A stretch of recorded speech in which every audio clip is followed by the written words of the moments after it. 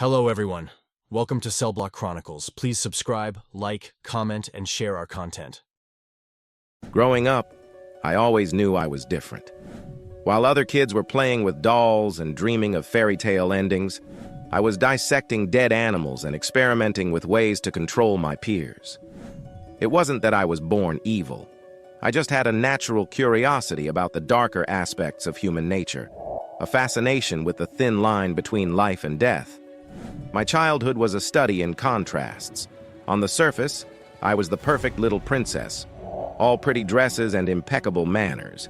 My parents were wealthy socialites, more concerned with appearances than actual parenting. As long as I smiled for the cameras and didn't embarrass them in public, they couldn't care less what I did behind closed doors. As I grew older, I began to put my dark knowledge into practice. I started small, tormenting the family pets, manipulating my classmates into turning on each other. It was thrilling to watch the chaos I could cause with a few well-placed words or actions. I felt like a puppeteer, pulling everyone's strings. My teenage years were a whirlwind of rebellion and experimentation. I discovered the power of my sexuality, using it to bend men to my will. I would seduce them, make them fall in love with me, then crush them emotionally. But it wasn't enough. I craved something more, something deeper. I wanted to know what it felt like to hold the ultimate power, to decide who lived and who died. My first kill was almost an accident. I was 19 in my first year of college. He was a professor, a brilliant but troubled man with a taste for young students. I seduced him easily, playing the wide-eyed angel to perfection.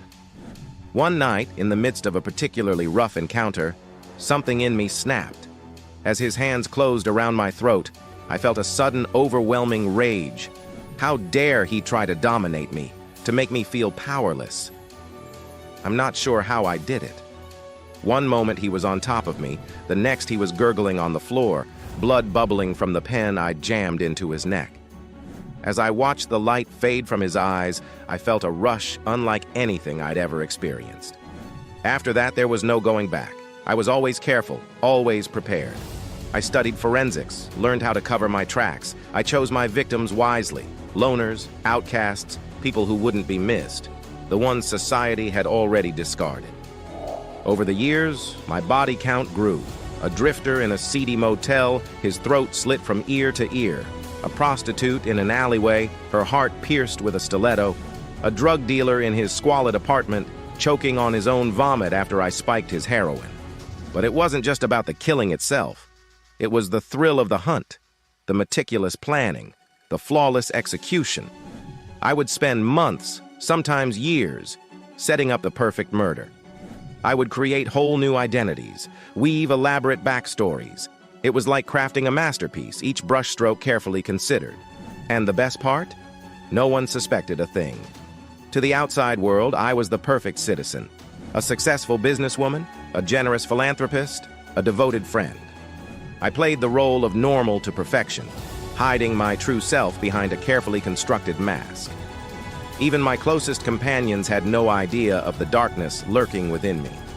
I would sit with them at charity galas and cocktail parties, sipping champagne and laughing at their inane jokes, all the while fantasizing about slitting their throats. It was delicious, the knowledge that I could end them at any moment, that their lives were in my hands. As the years went by, I became more daring, more audacious in my kills. I started leaving calling cards, little clues for the police to find. A cryptic note here, a mysterious symbol there. I wanted them to know it was me, to realize they had a true artist in their midst. And they did, eventually. They gave me a name in the papers, a moniker that sent shivers down my spine. The Black Widow, they called me. It was fitting, I suppose. Like the spider, I lured my victims in, wrapped them in my web, then devoured them whole. One of my victims was a drifter, a shadow of a man who wandered from town to town. He had a haunted look in his eyes, as if he carried the weight of the world on his shoulders. I found him in a seedy motel, the kind of place where the walls were thin and the sheets were never clean. He never saw it coming. One moment, he was drowning his sorrows in cheap whiskey. The next, his throat was slit from ear to ear. I watched as the life drained from his eyes, feeling a sense of satisfaction wash over me. Then there was the drug dealer, a man who peddled poison to the desperate and the broken. His squalid apartment was a den of misery, a place where hope went to die. I slipped something extra into his heroin, watched as he choked on his own vomit. It was poetic, in a way.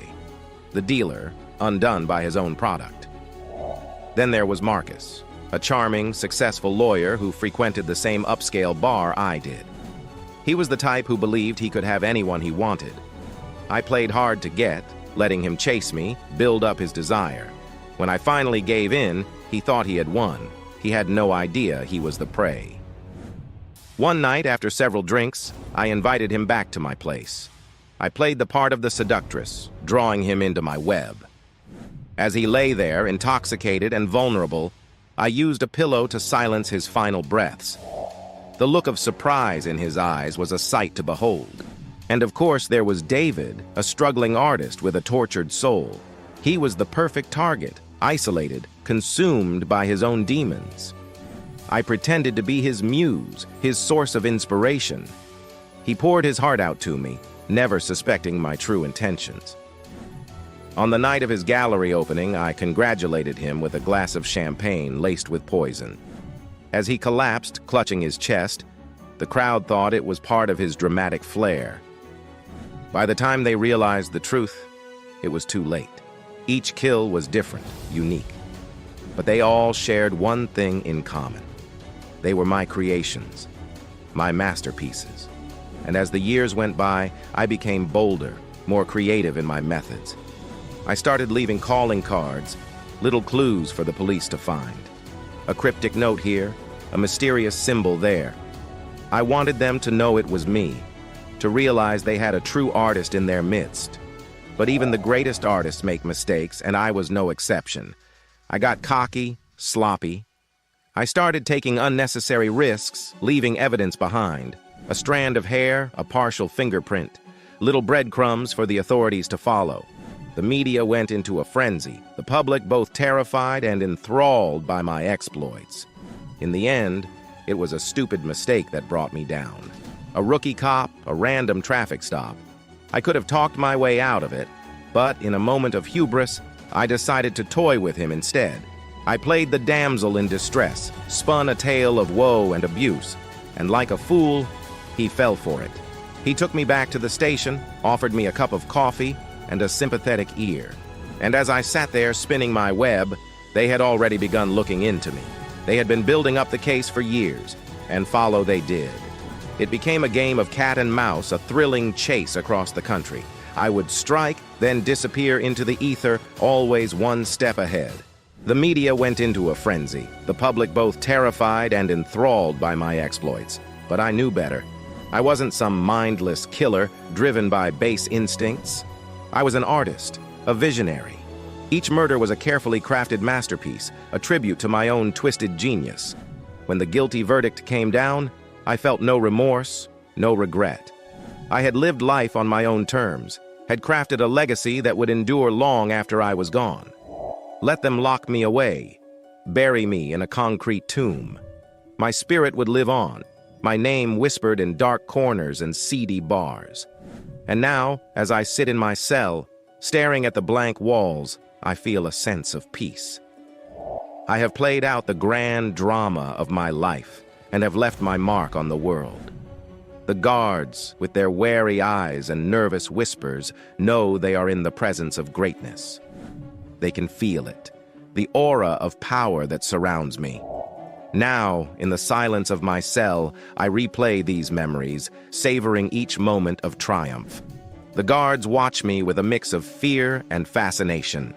They know who I am, what I am capable of. They try to hide their unease, but I can see it in their eyes. They wonder how someone like me could exist, how I could commit such heinous acts with such calm detachment. Thank you for watching.